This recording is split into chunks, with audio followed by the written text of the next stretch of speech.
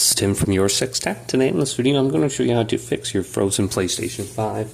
So if you're in the menus and nothing is working and you want to go ahead and quickly reset your PlayStation 5, maybe there's a screen up that says don't unplug the AC cord. Well, that's always an option. Just turn over your PlayStation 5 and then unplug it from the wall outlet and leave it unplugged for at least a minute.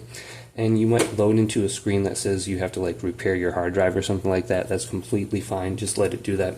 None of your saved information should be deleted, or your games will be deleted.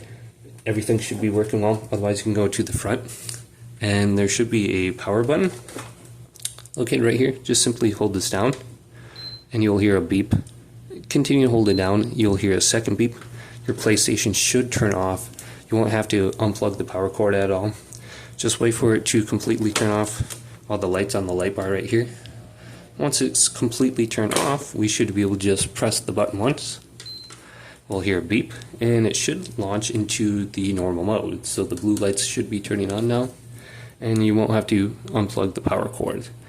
So hopefully this little video did indeed help you out. If it did, leave a big thumbs up and subscribe to my channel down below. More tech videos coming up next on YourSixTech.